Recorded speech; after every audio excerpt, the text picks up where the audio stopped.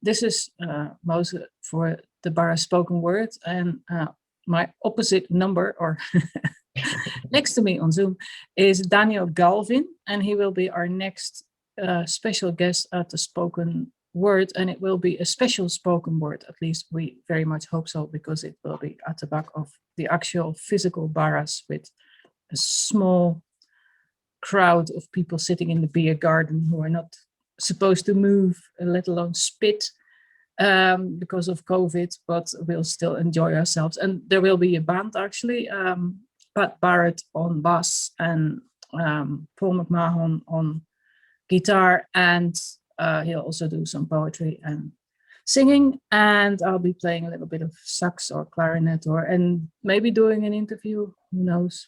And Daniel will be our guest poet. Daniel, okay, before we ask anything else, what we start with before I press record, how would you like to present yourself? You're a poet, that's why you're here. But are you like, do you have the romantic ideal of a poet, sort of languishing in bed and then writing poetry and then? That's really interesting. I've never thought about it. Like, usually, I mean, it's like, I think that idea the poet doesn't like is a bit outdated, unfortunately. Like, since I've been writing poetry, I've almost always been doing it, around a job. So like, I've worked in restaurants since I was 18.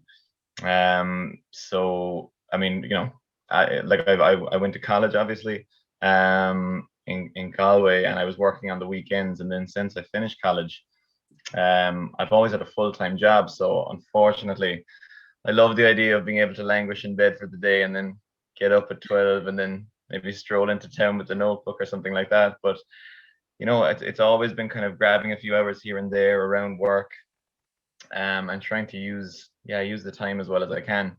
Now, having said that, I'm currently doing an MA in writing in UCC. So that actually, for the last 12 months or so, my main focus has been writing, which has been amazing. So like, that's the only taste I've had of just being able to focus on it. Get up every day and think of it as my job for the day is to write. So for the last 12 months or so, that's how it's felt. It's felt like the classic idea of a poet, of having nothing else to do for the day. Especially since I wasn't working on the weekends because of lockdown and stuff. So that's been it. So it's been an amazing experience, just having that space, that time to give myself completely to it. But yeah, I that won't last for long. I'll be back to work soon.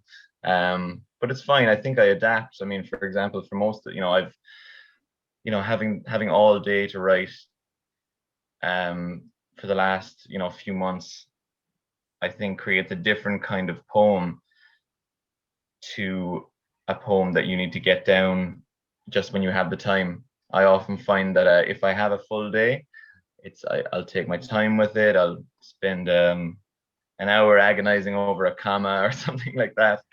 Whereas since I've gone back working and gone back to work in the restaurant, and I've had less time, it's created a kind of looser, more conversational, more kind of rhythmic style of poetry, just based on how fast I need to get it down, which is interesting, I think. It is also, I can imagine that, of course, live at university and doing an MA, etc. It still is live, so you have all sorts of experiences, but it depends on what inspires you. I mean, if you see real life, like in working is maybe more real life, I'm not sure. Would that spark more poetry or different poetry in terms of content? Yeah, I think so. Definitely. I mean, I'm feeling more like over the last few weeks since the lockdown has lifted and I've gone back to work in the restaurant, I'm out around people more. I'm having more conversations, and it's kind of the hustle and bustle of working life has definitely kind of made its way into the poetry a little bit. I find myself including more kind of snatches of conversation, more colloquial language, things like that. And I'm only realizing now it's probably just by virtue of talking to more people, and working as a waiter, having conversations all night, overhearing things, eavesdropping. Yeah, little snatches of that kind of thing makes its way into the work without a doubt, I think. And what sparks a poem? I mean, is it an emotional question, or is it an observation, or? Yeah, there's a few things. I mean, first of all, I think if I have a bit of time and I'm looking to find something to write about, or if I want to write a poem that day, there's a couple of things I can do. So I find that reading poetry is the first step often for me. So if I pick up a book and I settle into it and I'm reading a couple of poems, the mind kind of falls into the rhythm and the flow of poetry. And I feel like kind of immersing myself in language in that way can open up kind of avenues of memory. And that is just a really good way, I think, of getting into the headspace to be able to come up with something or find inspiration. And once I'm there, once I'm into that rhythm of thought and thinking in images, I feel that anything that if I'm feeling, inspired like through that, then anything I see or anything I encounter that day can possibly be a poem. Just, I think, getting myself into the right headspace for it through reading poetry can really, the world around me comes alive. And then anything I pass, like, a car, I'm looking out the window here, a crane, something like that. If I'm in the right headspace, I can engage with that imaginatively. And does it mean that the car or the crane or whatever becomes something else? Is that the poetic headspace? I mean, yeah, I think so. I think not writing a car manual or. This is it. Like I could walk past that car or that crane, on another day, maybe when I'm not feeling so inspired, and it won't yield anything. It won't capture my imagination. But if I'm imaginatively excited and in the right place, the mind kind of engages with it, the imagination engages with it, and then it can turn into something else. It can spark a memory. The dimensions of it can remind me of something else, and then you have that kind of comparison going on in your head. Another thing that really helps me if I'm trying to get inspired is just going somewhere I haven't been before, new surroundings. I live in Cork City, and I'm just living under St. Kevin's Hospital, which is an old psychiatric hospital. I think it closed maybe 20 years ago, and it's kind of fallen into ruin a little bit. But I was kind of looking up at it every time on my way home from college or whatever, and I kind of decided to go up there. It's a little bit spooky up there, actually. It's closed. Is it locked? It's closed. It's locked, but you can kind of, you can slip in, around a little gate, and you can get in there. And I went in there for a walk around, and I had never been there before, and I often feel like just being somewhere new surroundings gets the senses going, gets the imagination going, especially if you go up there with the notebook looking to find something to write. I feel like it's kind of an experience akin to, I don't know, some people are into like mindfulness meditation and a real sense of presence. If I'm up there with the notebook and I'm looking around for inspiration, you're really engaging the senses. You're taking everything in visually, you're listening, even just the walls up there, engaging your sense of touch. It's really, you're really present, which I find really kind of, wholesome. Like that's just going somewhere new surroundings, taking it all in is just a great way of getting the imagination going as well, I think. Oh, that sounds great. Yeah. What was the last poem that inspired you, that you found? The last poem that inspired me. By whom? It's probably yesterday. I was reading John Ashbery. And of course, I don't know the name of it. It was from April Galleons, was his collection. I've been a fan of his for a while. And yeah, I find his poetry incredibly inspiring and just exciting. Now, could I even quote a line for it or anything like that? No, I don't think so. But you can give me the name, and I will write it underneath the video. You know what? I actually took a picture of it to send it to my friend. Okay. So I actually have it right here. It's called When Half the Time They Don't Know Themselves. So it's from the collection April Galleons, and it's just, I think it's him kind of thinking about, a lot of his later work seemed to be him kind of working through the idea of what it is to be a writer, and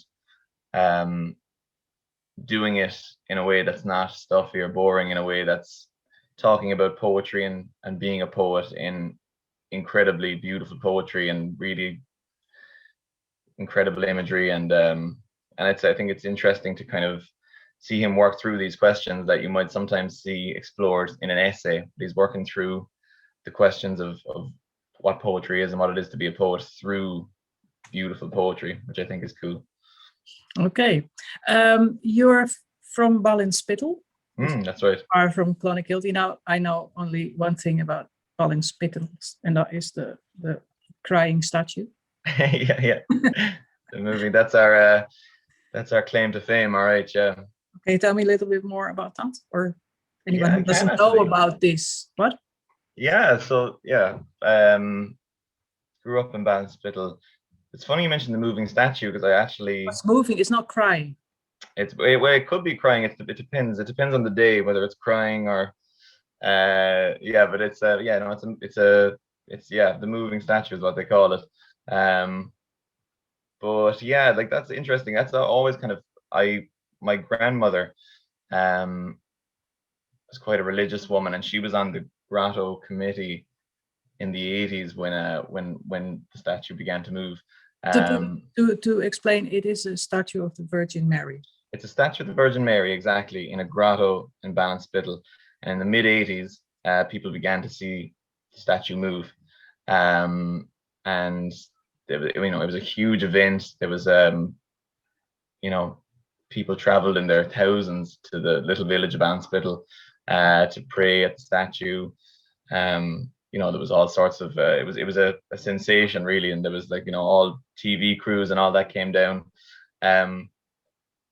It's just that's its claim to fame. My grandmother was on the grotto committee at the time. She's a very religious woman, and I think actually that kind of, I would have been kind of fairly steeped in Catholicism growing up just through her. Last semester we did a course, poetry and mythology, and I used a lot of kind of the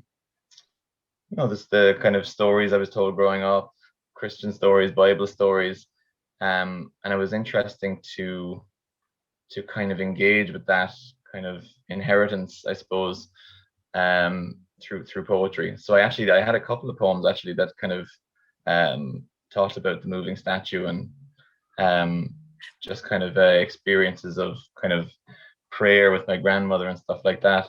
Did she see it? Did she actually see it herself? Yeah. She like that's. I mean, I'd be fairly agnostic on the whole thing. But you didn't.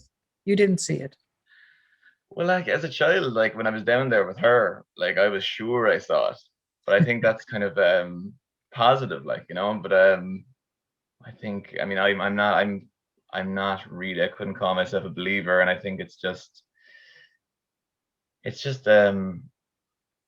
interesting, the human imagination and kind of what we need to believe, and what firm belief can give rise to, I think. But yeah, it's funny. Yeah, when you're down there, like when I was down there as a kid, I was like, yeah, saw it move every time I went down.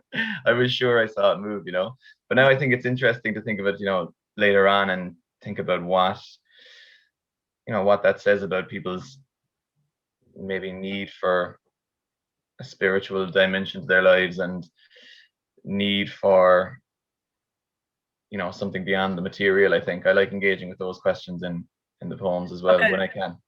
We can talk a little bit more about that maybe live at the class.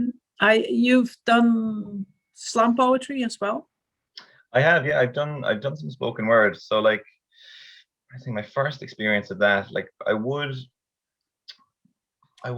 enjoyed it a lot. I mean, I kind of consider myself a lot of where I enjoy writing most is on the page.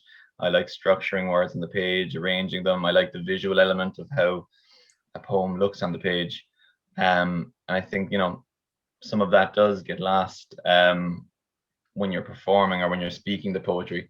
But that's fine. I think I used to play music when I was a bit younger, and I always enjoy performing and things like that.